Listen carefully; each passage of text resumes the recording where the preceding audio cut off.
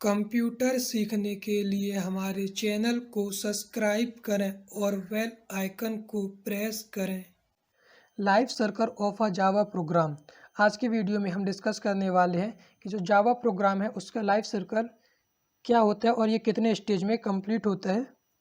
Life circle of a Java program tell us what happen right from the point when we type source code in a text editor to the point that source code is converted into machine code 0s and binary s।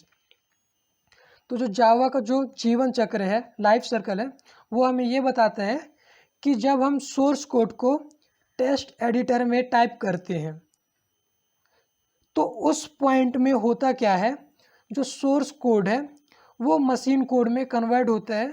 Machine code 0 और 1 के बीच में होता है, जिसे हम binary code भी कह सकते हैं, जो हमेशा 0 और 1 के बीच में होता है। There are 3 main stage in the life circle of a Java program. जो जावा प्रोग्राम है वो मेन 3 स्टेज में जाकर कंप्लीट होता है। वो इस प्रकार है। First one is editing the program. जो पहला चरण है उसमें प्रोग्राम को एडिट किया जाता है। And second one is compiling the source code. Second जो चरण है उसमें सोर्स कोड को कंपाइल किया जाता है कंपाइलर या इंटरप्रेटर के द्वारा। एंड थर्ड जो है वो एक्सिक्यूटिंग द बाइट कोड। तीसरे चरण में जो बाइट कोड होता है उसको एक्सिक्यूट किया जाता है।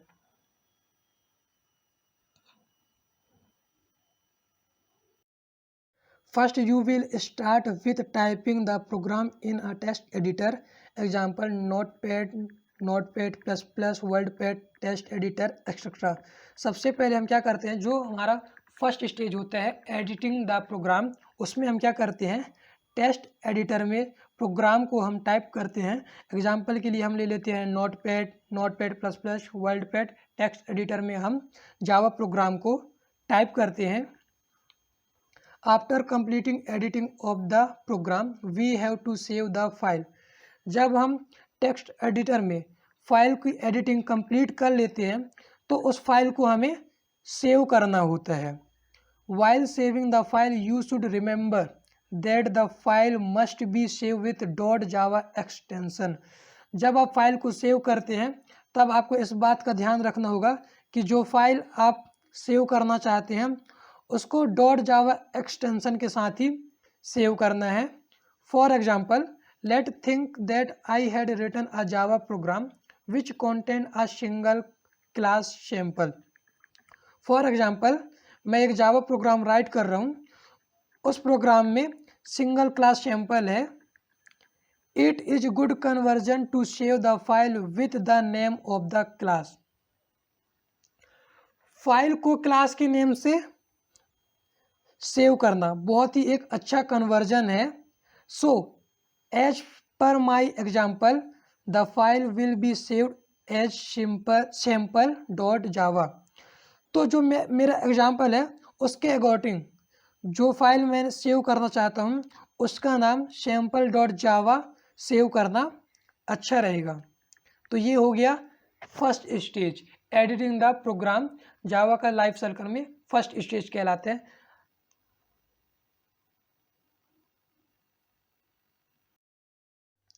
Second step is compilation. जो सेकेंड स्टेप है वह है कंपाइलेशन। फर्स्ट स्टेप में हमने editing the program, first step में हमने प्रोग्राम को एडिट किया है और सेकेंड स्टेप है वो कंपाइलेशन है। सेकेंड स्टेप में हम सोर्स कोड को कंपाइल करेंगे। The name of the Java compiler is javac. Java compiler का नाम जावासी है। वहाँ the input to the compiler is Java source code which is available in sample.java। Compiler का input source code होता है जो sample.java में ऑलरेडी अवेलेबल है। The output of the compiler is machine independent और platform independent code which is known as byte code. Compiler का output machine independent और platform independent code होता है, जिसे हम बाइट कोड भी कह सकते हैं और बाइट कोड कहते हैं। The file which is generated after file will B sample dot जावा। जो फाइल हमने जनरेट किया है वो सैंपल डॉट जावा है।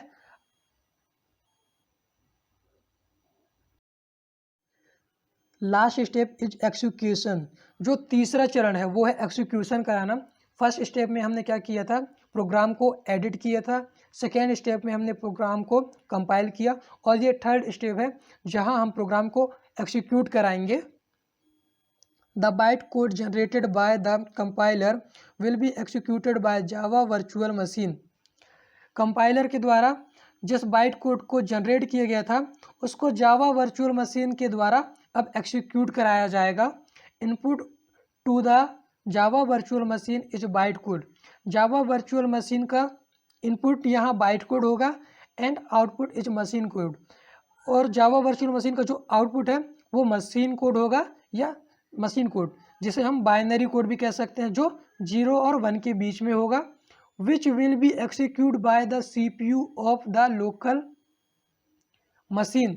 जो लोकल मशीन के CPU के द्वारा एक्सिक्यूट होगा। तो जो जावा प्रोग्राम का लाइफ साइकिल है वो 3 चरण में जाके कंप्लीट होता है। फर्स्ट स्टेप में हम क्या करते हैं कि जावा प्रोग्राम को एडिट करते हैं एंड सेकेंड स्टेप में कंपाइलिंग द सोर्स कोड को हम सेकेंड स्टेप में कंपाइल करते हैं एंड लास्ट थर्ड स्टेप में हम बाइट कोड को एक्सिक्यूट कराते हैं। फॉर हम इसका एग्जांपल एक डायग्राम के माध्यम से हम समझ लेते हैं।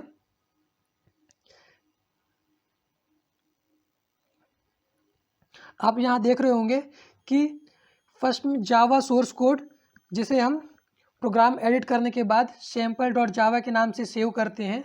एक सिंपल प्रोग्राम है जो जावा कंपाइलर में जाता है जिसका नाम जावा सी है। उसके बाद ये आगे प्रोग्राम बढ़ता है जो बाइट कोड में कन्वर्ट होता है। जो बाइट कोड होता है वो नॉन ह्यूमन रीडेबल होता है, इसे कोई भी मनुष्य ह्यूमन इसे रीड नहीं कर पाता है। और जो बाइट कोड होता है ये मशीन इंडिपेंडेंट होता है और ये सैंपल डॉट क्लास के नाम से ये इसका फाइल होता है।